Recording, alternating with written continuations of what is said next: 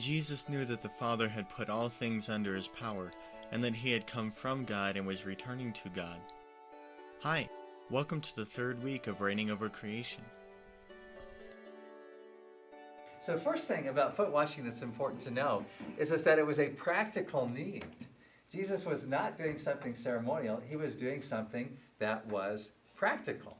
One of the things that you'd have to understand about foot washing in Jesus' day is that it was not unusual for people, of course, to do things like dump garbage on the streets.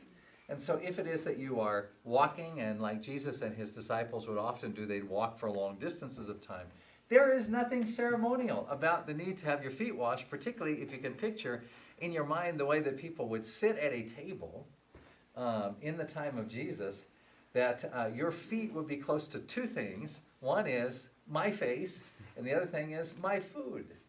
And so the idea of you needing to have your feet washed is a very practical need, because it would be unpleasant, obviously, if your feet stunk like garbage, and if my food stunk like your feet, that would be regrettable. So the first thing to notice is that what Jesus is giving an example of is an act of service that is practical.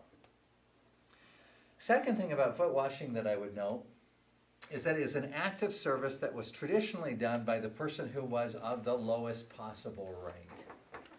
And so when Jesus went to visit people in their homes, they would welcome him in a variety of ways. But trust me, nobody in that day would have broken out the towel and washed Jesus' feet, because you might honor Jesus by making sure that his feet were washed. Typically that would be done, and you would do that by having your servant do that. Interestingly, in Timothy, he mentions that the widows in the church would often wash the feet. And so in the Old Testament, there's multiple stories of foot washing. So there's nothing ceremonial about this act. It's a very practical need, but typically it was done by the lowest ranking person. In fact, to underscore that last point, I want you to remember it's not in the passage we memorized, although if you memorize this, we wouldn't kick you out of the church. The part after that where Peter first hesitates and he says,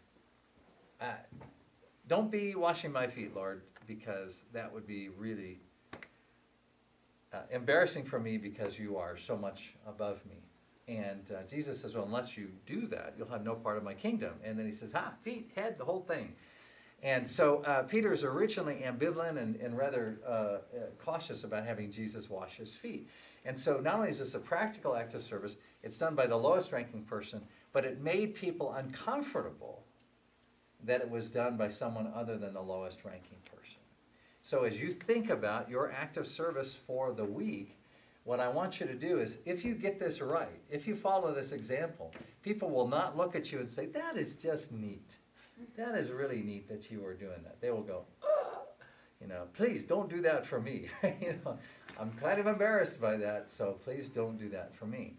So what you're looking at when you're trying to duplicate that act, of which Jesus lays out an example in reigning, and remember how our month goes in the .w work, the whole life offering, is we start by saying, how did God do this for us? And then what is the Bible calling us to do to other people? And then how are we going to do this in our own time?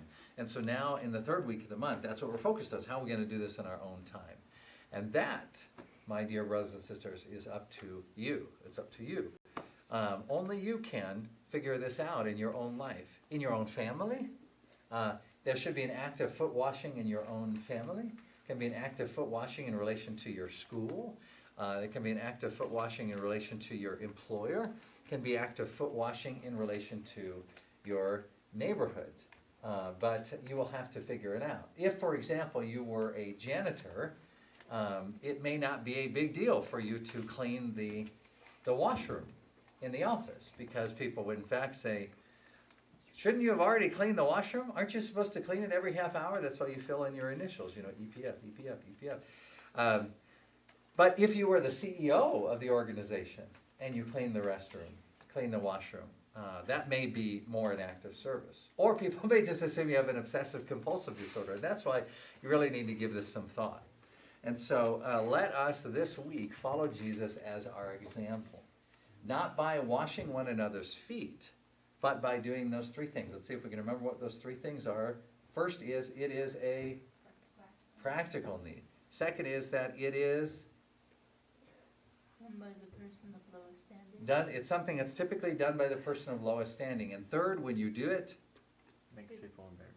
it makes people uncomfortable or embarrassed that it would be you who does it. I can't wait to hear your stories from next week. So he got up from the meal, took off his outer clothing, and wrapped a towel around his waist.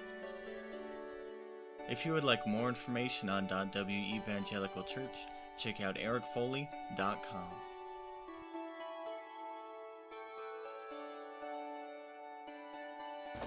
Hear the word, do the word. .W